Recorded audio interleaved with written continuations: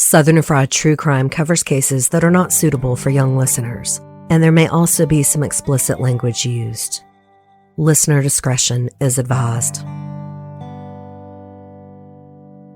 I always said I wouldn't cover this case. It's not because it's controversial or divisive. It's because it's difficult to be objective about Darlie Routier. I actually wasn't sure I could be objective, and despite my strong opinions, I do start every case with objectivity. Then I watched a couple of threads in our Facebook group, and I realized the tide is turning on this case. Regular folks have calmed down, whether they believe she is innocent or guilty. But others in the true crime community have now taken up Darlie's case as a sort of feminist cause. I find it really interesting that so many true crime podcasts declare her innocence, while so many regular people now believe she is guilty. And that began a spark for me. I really wanted to see the evidence. I knew how I felt, so as Haley began reading thousands of pages of trial transcripts, police reports, and appeals, I immersed myself in books, documentaries, and podcasts that were contrary to my own opinion of the case. I think that's a fair place to start. I will lay out the evidence for you to decide for yourself. I will share theories on both sides. And of course, I will give you my opinion. I will say this right from the jump. Darlie Routier is an enigma. But if you follow the evidence, the truth is in there. I just know it. Welcome to episode 139, Darlie Routier, Part 1. In the early morning hours of June 6, 1996, a woman named Darlie Routier called 911, screaming that she and her sons had been stabbed. When police and paramedics arrived on the scene, 6-year-old Devon Routier, who would have been 7 in 1 week, was already dead from 2 deep stab wounds in his chest. 5-year-old Damon Routier had 4 stab wounds in his back and was unresponsive, but was still scooped up by a paramedic and put into an ambulance while life-saving measures were desperately tried. He had no pulse. He could not be revived. He was pronounced dead at Baylor Hospital in Dallas, Texas at 3:26 a.m., about an hour after his mother called 911. Darlie was brought to the hospital with what looked like a very serious slash to her throat and was taken immediately into surgery. The details of this case are voluminous, and as much as I would like to cut things down, I do believe that is part of the problem with many podcasts, documentaries, and articles on the case. If you're a pro-innocence, you are only going to give certain details. Pro-guilty people can also be short-sighted. They only need to give you enough information before you are ready to stick the needle in Darlie yourself. The brutal murder of small children will always be polarizing in cases like this. How could a mother do that to her sons? Or, a mother would never do that. See what I mean? It's that simple. So I am going to err on the side of too much information. I will do my best not to overwhelm you and keep it interesting. I had thought that I wanted to simply tell this story chronologically and wait for the trial to happen organically in the story. But that is almost impossible. So many things we know about this case came out in court. We need a lot of it for context, especially considering there are conflicting statements from the Routiers and first responders about what happened in that house that night. So I will start at the beginning as much as I can and try to walk you through chronologically while explaining things as I go. Darlie Lynn Peck was the 4th Darlie to be born into her family. She came right after New Year's on January 4th, 1970. That makes her 52 today, but in my head, she is sort of frozen at the age of 26. Her beautiful face contorted as she wept in her mugshot. Darlie Routier is a beautiful woman. Some think it's all flash, fake boobs, bleached blonde hair. But underneath the unfortunate styling of the time really is a classic beauty with prominent cheekbones, large hazel eyes, and a small mouth with straight white teeth. She was born in Altoona, Pennsylvania to parents Darlie and Larry. Larry was in Vietnam when Darlie was born, working as a military construction worker. The family moved back and forth to Lubbock, Texas, before finally settling there when Darlie was 13. Her parents divorced, and her dad moved back to Pennsylvania, and Darlie's mom, Darlie Key, had 2 more daughters with another man and named her younger girls Danielle and Dana, continuing the D-name tradition. Darlie was 10 years older than Dana and 12 years older than Danielle. Because of their age differences, Darlie was more like a second mom to her sisters. Friends described Darlie as a sweet, thoughtful, and generous person. She loved to give gifts and help with charity. She volunteered at the school and helped with classroom parties. On Mother's Day in May 1985, when Darlie was 15 years old, her mom introduced her to a 17-year-old Darren Routier. He worked at a Western Sizzler steakhouse with her. The teen was actually Darlie Key's boss, the assistant manager. Darren has always been quite effusive about his first look at Darlie. Darren also hailed from a D-name family, and his brother Dion told D Magazine, I swear, no pun intended, that his brother was in awe of Darlie. Funny enough, everyone describes Darren Routier as this handsome guy, and as much as I will defend Darlie's natural beauty underneath all the bleach and Aquanet, I don't quite understand why everyone also describes Darren Routier as being handsome. It's not the unfortunate mullet. Obviously, I can get past the hairstyles. He's just kind of goofy looking. He is rather tall, though, and tall men often have an advantage of being considered handsome by default. I guess it's part of the tall, dark, and handsome thing. It could be charisma, though I've not seen that myself in interviews. But people are very different in person. Anyway, friends say he had a lot of girlfriends. He had been working since he was 14 and had his own car early in high school. He boasted in court that he started as a dishwasher at the Western Sizzler at 14, and by the time he went to college at 18, he was the manager. Darren also lettered in 3 sports. He played several positions on the football team, including linebacker and fullback. And in Texas, that's kind of a big deal. So I am guessing this is where talks of Darren's looks become part of the official story. I swear, I am not meaning to be superficial. There is a point to all of this. People often say that Darlie Routier didn't get a fair trial due to sexism, that the prosecution focused too much on her looks. They actually were trying to tie it back into her character, which I will get into more later. But my point is, the bombshell lore of Darlie Routier started way before she went on trial for murdering her children. This is a direct quote from Darlie's mother-in-law, Cyrilda, to D Magazine. Darlie has such a cute body that she ought to just walk around naked all the time. She was talking about teenaged Darlie, but I think you see my point. Darren, Darlie, and their whole families harped on Darlie's beauty. She was very hypersexualized, not just by others, but by herself as well. She has this sort of soft, breathy kind of high-pitched voice that completes the ditzy bombshell image. Her best friend said men stared at Darlie all the time and she was just used to it. She liked it. So did Darren. He was proud of his sexy wife. Her looks, and later the way she dressed and carried herself, were a huge part of who she was. It's just undeniable. So while some may think that is low-hanging fruit for the prosecution, I think it's understandable, especially the more you get to know the Routiers. And from all accounts, their first meeting at the Western Sizzler was kind of a romantic explosion. They were immediately inseparable, moving in together before Darlie was even an adult. Darren and Darlie married 3 years later, only waiting for Darlie to come of age. And yes, 15 and 17 is probably worrisome to a lot of you. In Texas, the age of consent is 17. However, they do have laws allowing teenagers within a 3-year age difference to have sex. These are called Romeo and Juliet provisions. Regardless, it's obvious Darlie's parents approved of the match. To be fair, her father still lived in Pennsylvania, and teenaged Darlie seemed to pretty much be on her own in Texas. When Darren turned 18, he and Darlie moved to Dallas, where he earned a degree from a tech school in electronics. While Darlie was still in high school, she and Darren went skiing in Colorado. While on the ski lift, Darren proposed and she accepted. On August 27, 1988, they married in a small ceremony in Darren's parents' home and then honeymooned in Jamaica.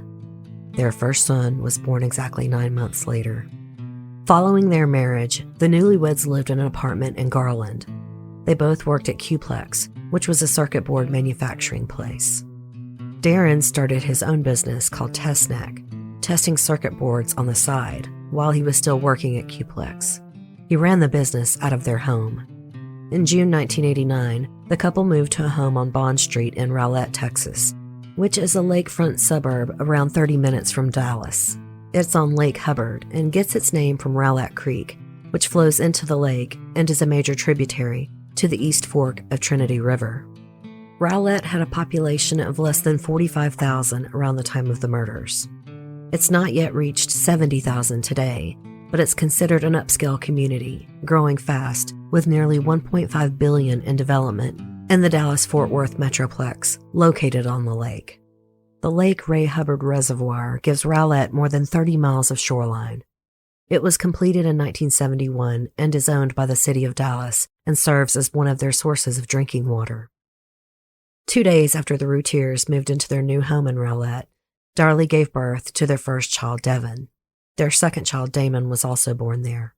Darren's side business continued to expand, and in 1992, he quit working at Qplex and they moved TestNet into an office building. In court, the state questioned how quickly Darren started his business, almost implying that he may have taken customers from his former bosses. But Darren rightly pointed out that he was taking a risk, walking away from a large company with insurance when he was starting a family. But he knew by then that he needed to make more money for the lifestyle he and Darley wanted.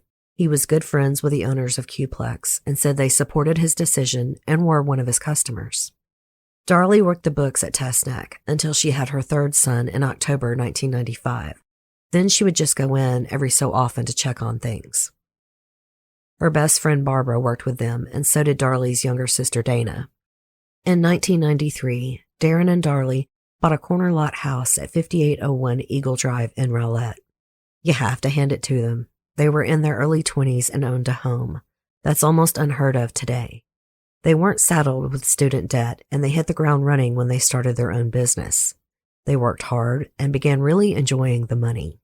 Darley's best friend, Barbara Jovell, said she felt like Darren and Darley had a good relationship for the most part, and they were faithful to each other. She said they took a lot of trips together and later with the kids. Barbara also testified that Darley was the dominant one in the relationship with Darren.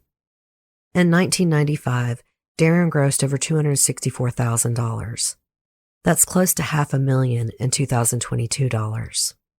According to Barbara, Darley started to change when the business started doing well. She started shopping all the time.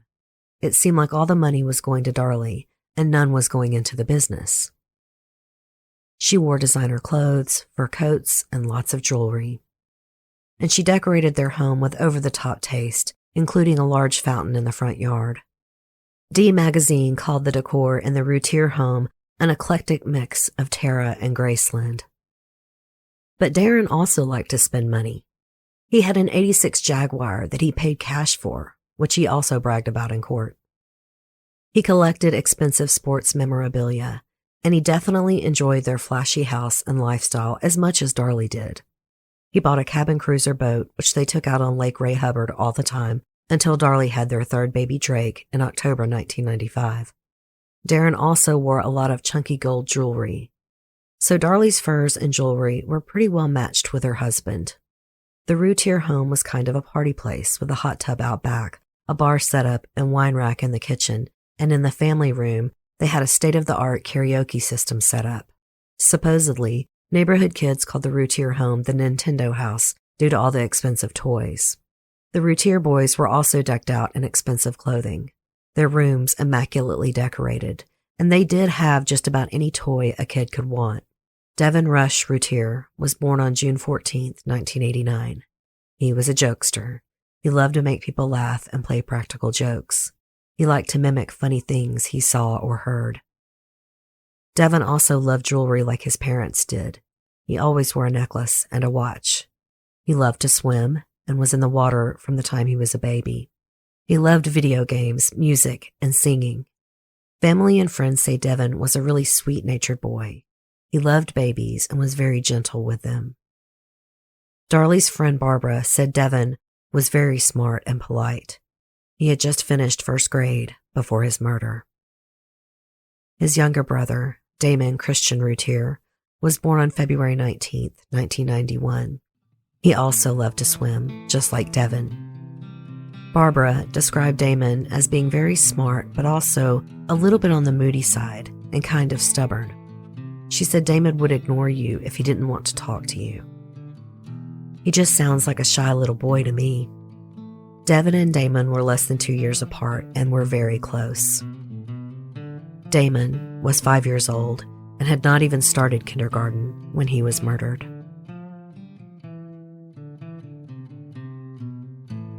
Barbara Jovell said her best friend Darlie was the kind of mom who would give the kids timeouts if they weren't behaving. She said sometimes she would swat their butts or squeeze their cheeks, but Barbara testified that the discipline always seemed to be proper. She did intimate that Darlie had to make Darren spend time with the boys. Darlie felt it was important that he be more involved, and Darren did as Darlie asked and started coming into work later so he could spend more time at home. But Darren also admitted in court that he was going through a lazy phase. He liked to sleep in and didn't get to work until noon unless he had packages to get out by 10 a.m. Darren's mother, Cyrilda, later testified that she and Darlie were very close. They spoke on the phone for an hour or two a week. Cyrilda said Darlie was the daughter-in-law that everyone would love to have. Darlie loved Darren and their children. Cyrilda said she was very close to Darren, and Darlie never got jealous about that. Which I always think is a weird thing for mother-in-laws to say. But anyway, Darren's brother Dion later testified that Darlie was a very devoted mother. She did everything for those kids, he said. He never saw her do anything inappropriate with the kids. He said she always reasoned with them and never spanked them. Dion's wife Dana, yes, another D name to keep straight, testified that Darlie was the kind of mother she wanted to be. She said Darlie was, quote, very giving and very loving and very kind with her time. But not everyone was so complimentary of Darlie as a mother, or of Darren as a father for that matter. Eileen Skirmer and her family were neighbors with the Routiers. Eileen said there were concerns in the neighborhood about the safety of the Routier children. The Routiers lived on the corner, and they parked their cars on the corner. Neighbors were worried that if the boys were riding their bikes or playing behind the cars, that drivers wouldn't be able to see them dart out. Darren and Darlie didn't care when neighbors voiced their concerns. Another time, Eileen talked to the Routiers about how the boys were up on the other streets riding their bikes. She said they were way too young to be doing that unsupervised. Darlie wasn't concerned, and she did not tell her children to stay closer to the house. Eileen testified that in the summer of 1994, after the Routiers got the boat, they all went to the lake together. Even though the boys didn't know how to swim, the Routiers let them roam around the docks without life jackets. Eileen said that in June 1994, the Routiers had a birthday party for Devon. A water gun fight broke out, and Darlie told them to settle down. Devon was messing around and squirted Darlie a few times. Eileen said Darlie got really mad about it and immediately grabbed a piece of birthday cake off the table and shoved it right into his face. Kay Norris worked at a pawn shop that Darlie, Darren, and the kids would often come into. Darlie loved to buy jewelry at pawn shops. Kay testified that one day the whole Routier family came in. The shop had just gotten some exercise equipment in, and one of the boys started playing on it, and they were being loud. Darlie told Darren to go get them a few times, but he didn't. Darlie started yelling and cursing at them across the pawn shop. Kay said the first time she yelled, Darlie said, "Get your asses over here." When that didn't work, Darlie yelled, "Get the fuck over here." Allison Hennessy testified that she was friends with a girl named Renee. Renee lived in Darlie's neighborhood and also babysat for her. Renee babysat for the Routiers almost every weekend, and Allison would go hang out with Renee at the Routiers' house. Darlie and Darren would often still be at the house while Renee and Allison were there. Allison testified that Darlie would let Devon and Damon play outside unsupervised when they were 3 and 5. Every time Renee, who was 16, babysat, Darlie would let her smoke cigarettes and drink Zimas. Once, Allison saw Darlie give Renee some weed. Darren claimed in court that they didn't like leaving the boys with sitters and that they did everything together as a family. Some of this stuff you might chalk up to the Routiers being inattentive parents. This stuff was used against Darlie in court, But I think it's important that Darren gets some of this heat too. He was equally inattentive and sounds lazy. However, the cursing and the birthday cake incident show Darlie to have a hot temper and a mean temper. Smashing his own birthday cake in his face would have been so humiliating to 5-year-old Devon. The point of all this is, friends and family are going to show Darlie as a good mother in court, while neighbors and other outsiders paint a different picture, and they have no reason to lie. The friends and family testifying were trying to save Darlie's life. At the end of 1995, business started slowing down for Darren. It continued to slow down in 1996. By January, barely any money was coming in. In June, they were 2 months behind on their mortgage payments. They had $12,000 in credit card debt, and they were struggling to make even the minimum payments. They also owed $10,000 in back taxes, and Darren hadn't been able to pay rent for his office space for a couple of months. Barbara testified that in December 1995 and January 1996, the business was slow and money was not coming in. She said Darlie came to the shop and checked the books, and then Darren would say she was really upset.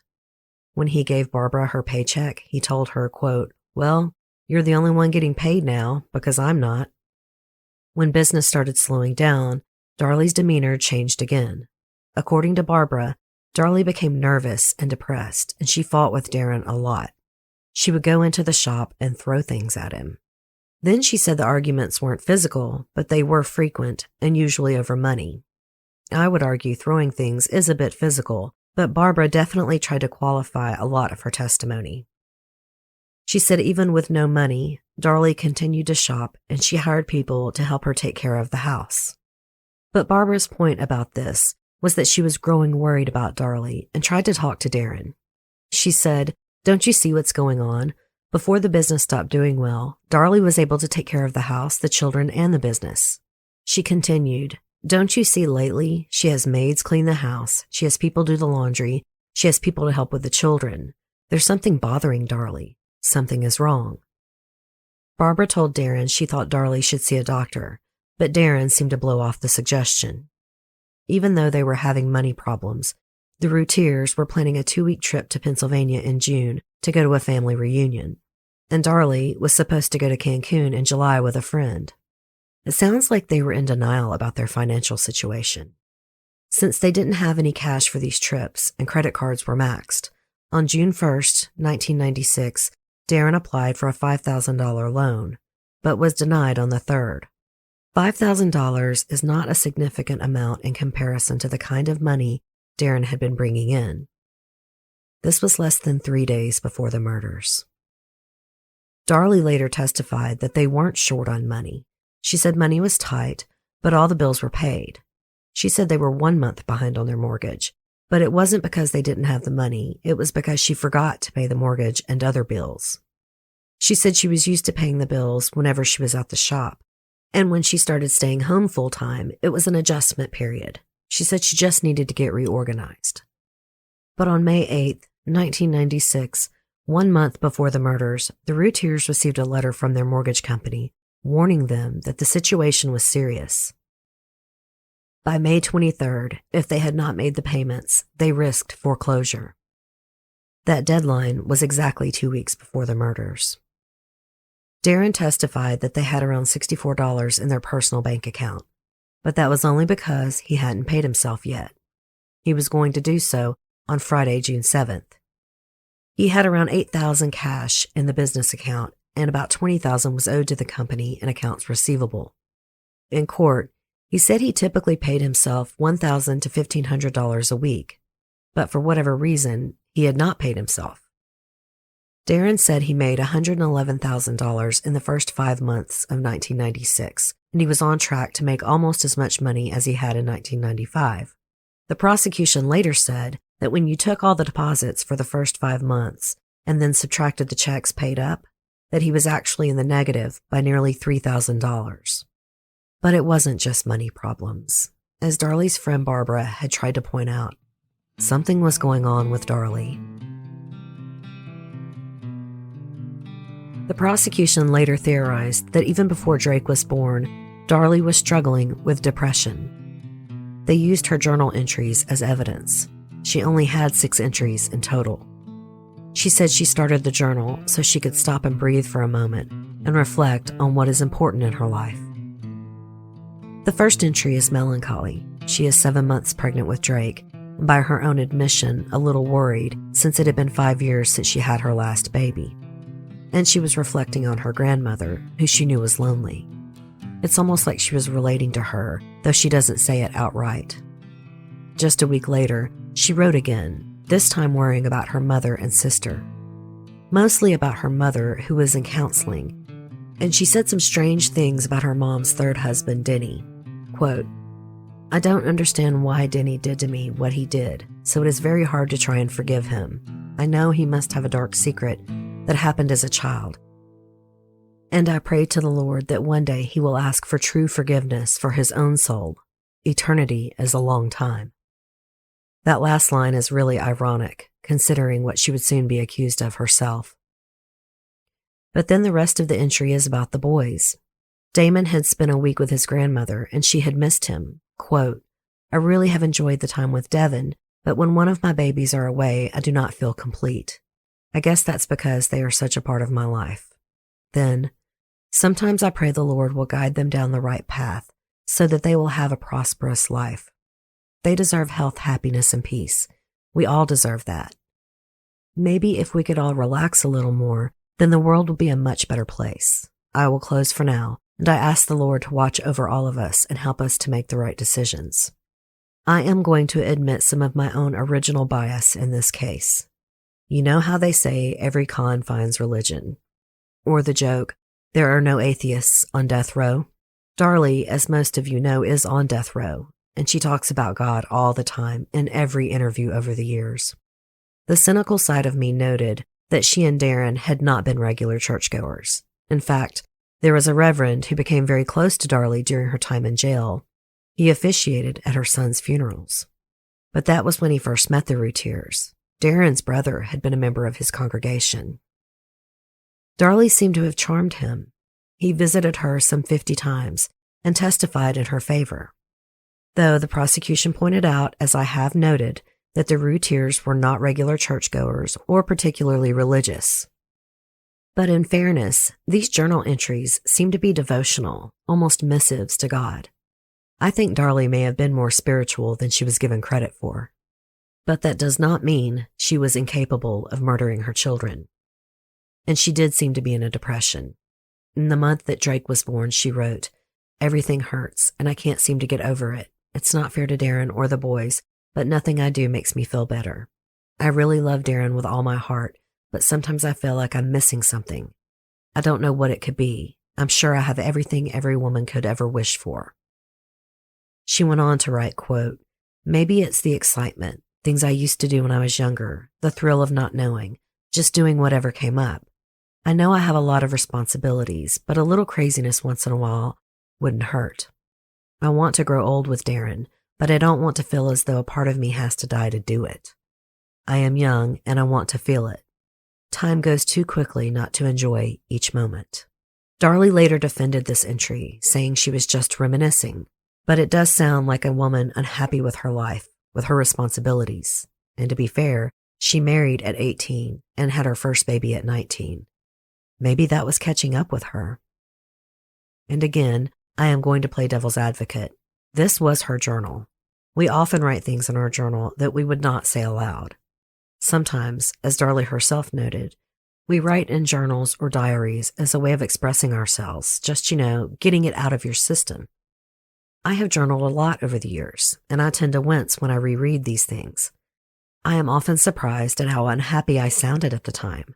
But that's often what people use journals for, a kind of personal therapy.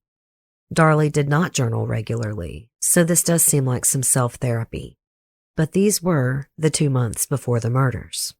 In March of 1996, Darlie had stopped breastfeeding Drake and started taking diet pills Fastfen and Pondamin.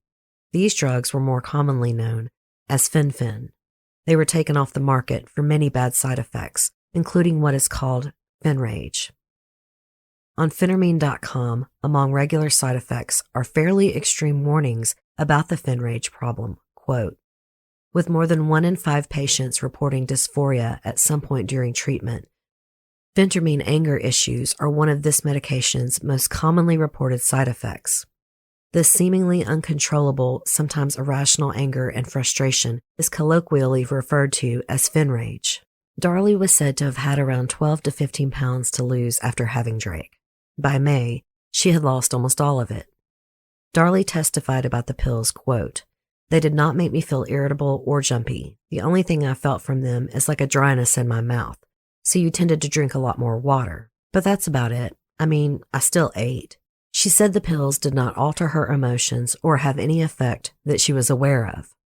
But multiple people testified that Darley was very bothered by her weight gain. The prosecution asked Darren if Darley had a lot of trouble losing weight, and Darren said, "Not a lot of trouble."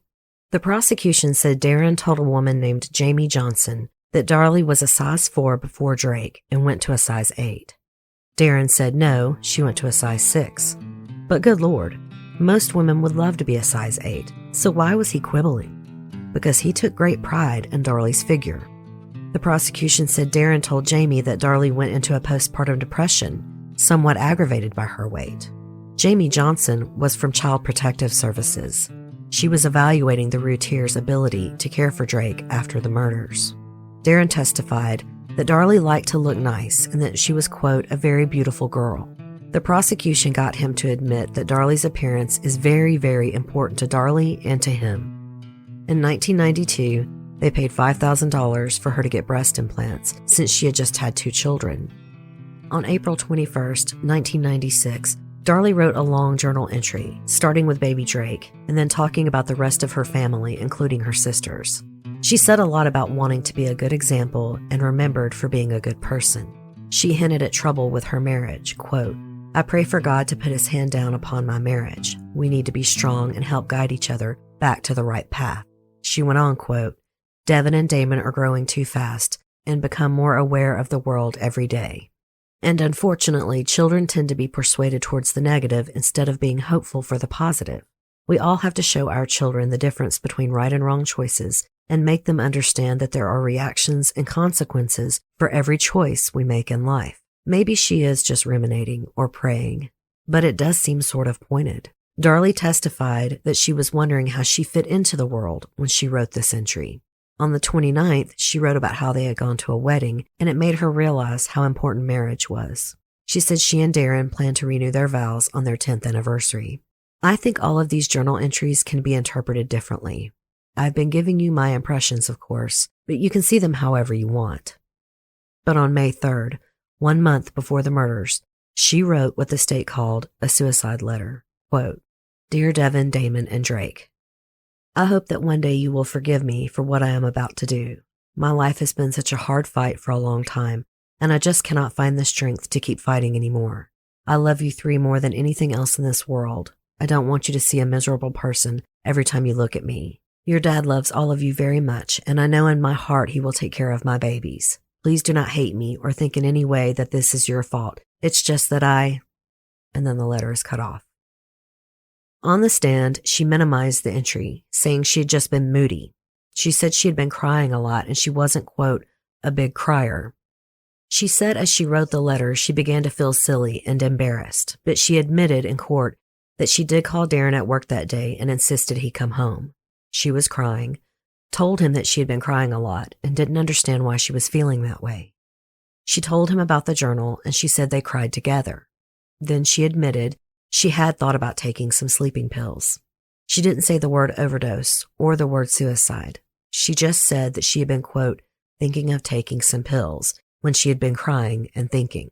She said that when Darren went to work the next day, it was because she told him she was feeling a lot better, and he told her to call him if she had any problems.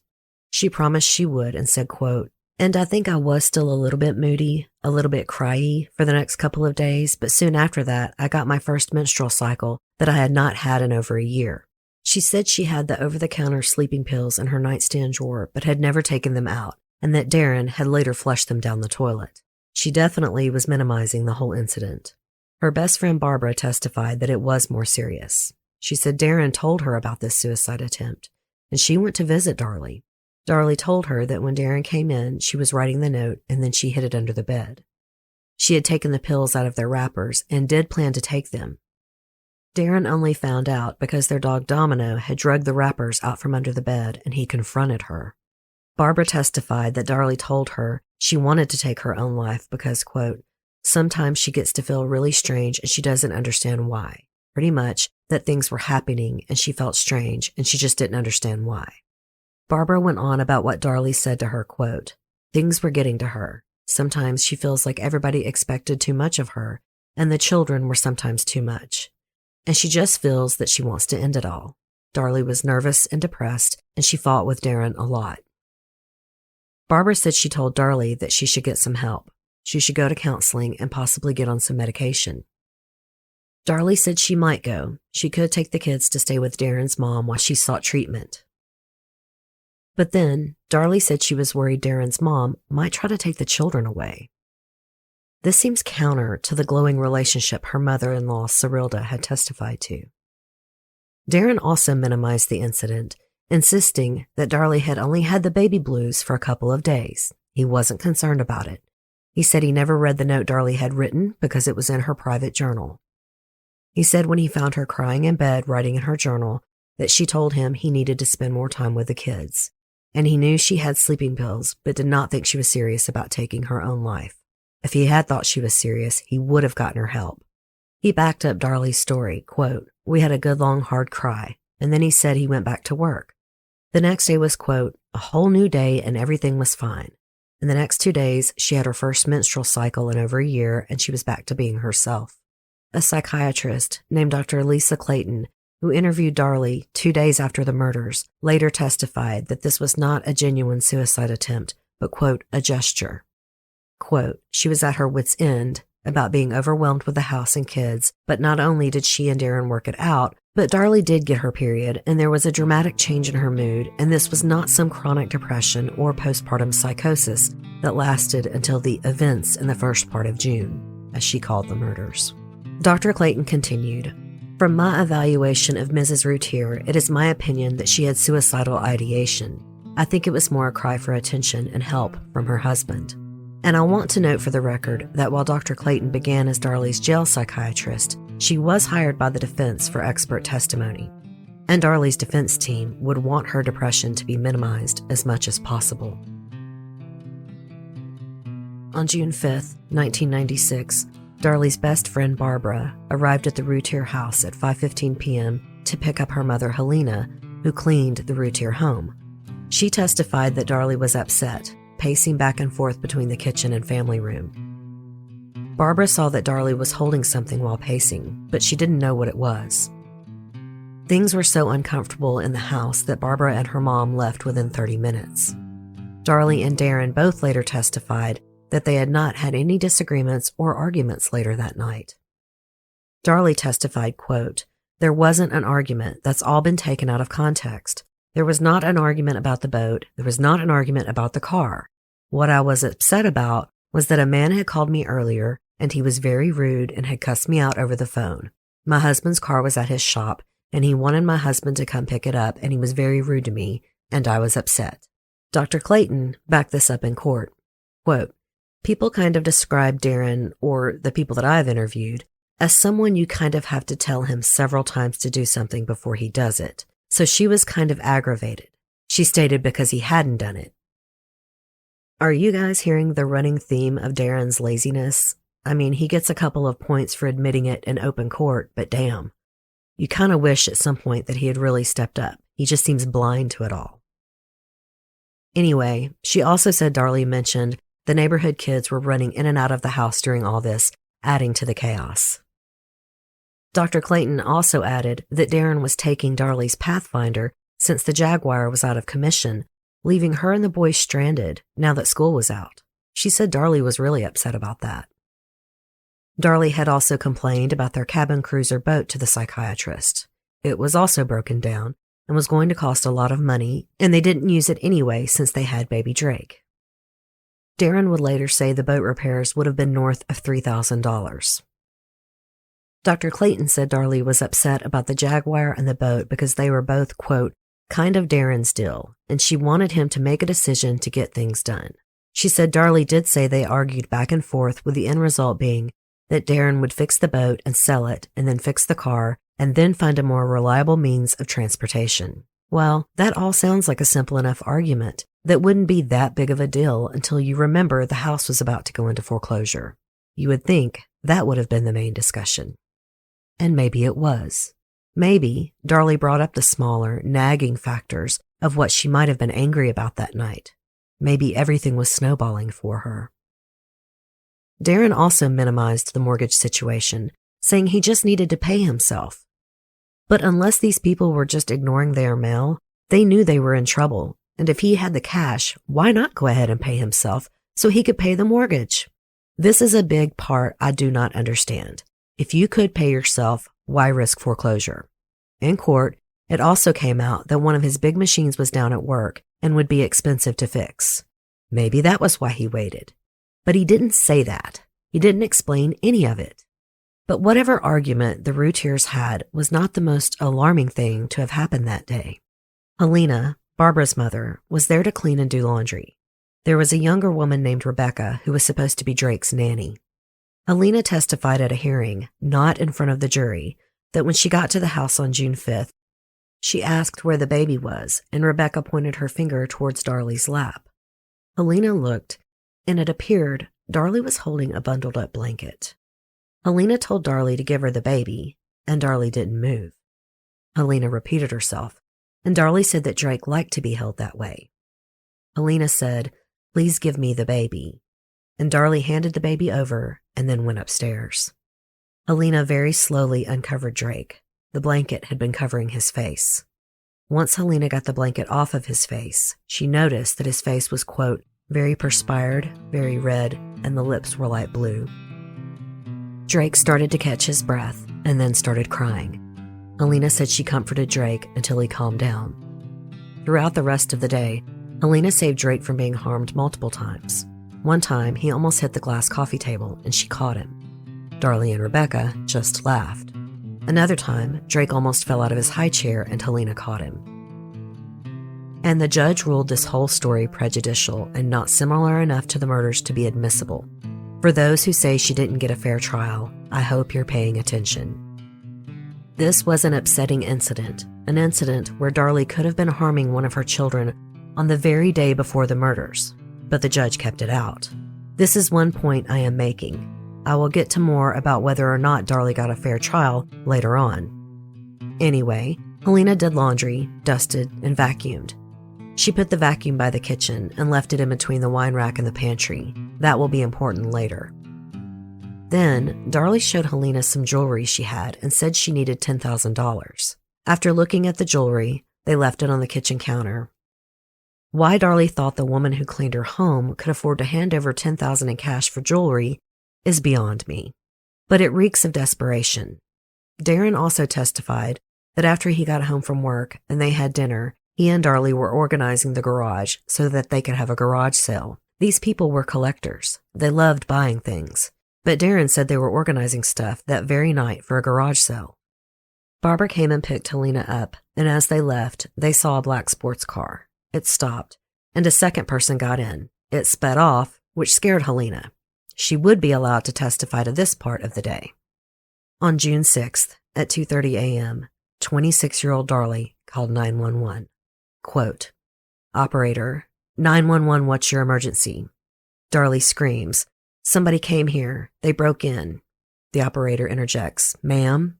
Darlie screams, "They just stabbed me and my children." The operator says, "What?" Darlie screams, "They just stabbed me and my kids, my little boys." At 9.5 seconds in, the operator asks, "Who? Who did?" Darlie just screams, "My little boy is dying." The operator says, "Hang on," and by the 23-second mark, she dispatches unknown medical emergency to 5801 Eagle Drive. 27 seconds in, the operator says, "Ma'am, I'm trying to get an ambulance to you. Hang on a minute." The operator keeps saying "ma'am," trying to reassure her that help is on the way and get more information. 29 seconds in, Darlie says, "Oh my God, my babies are dying." The operator asks, "What's going on, ma'am?" Within 40 seconds, Darren Routier has come into the room but is unintelligible.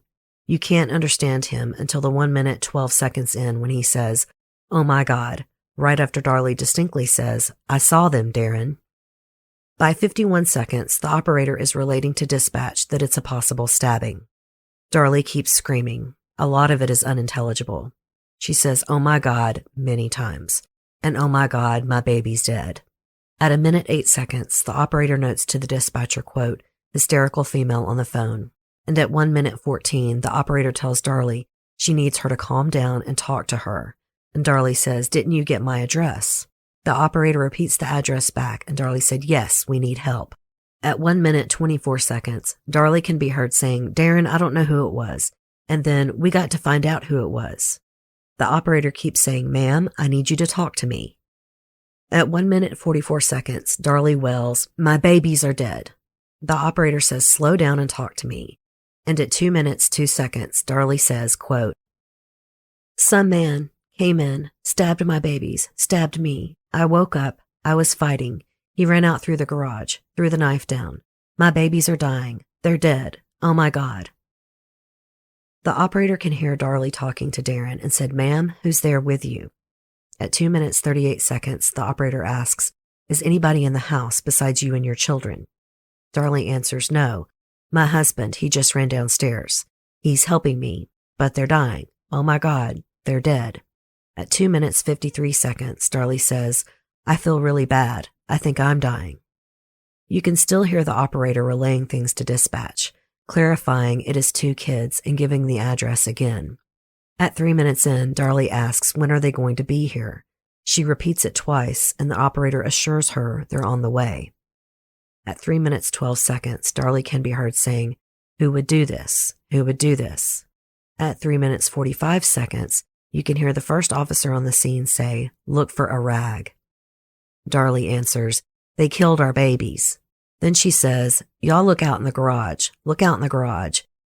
They left a knife laying on," and the operator interjects, "There's a knife? Don't touch anything." Darlie says, "I already touched it and picked it up." By 4 minutes in, there's another officer at the door, and the operator tells Darlie to let him in. 5 minutes in, the operator has to say it again. You can hear Darlie talking to the officer. At 5 minutes, 4 seconds in, she says, quote, "His knife was lying over there and I already picked it up." The operator says, "Okay, it's all right, it's okay." Darlie says, "God, I bet if we could have gotten the prints, maybe. At 5 minutes, 19 seconds, Darlie says, quote, "Somebody who did it intentionally walked in here and did it, Darren."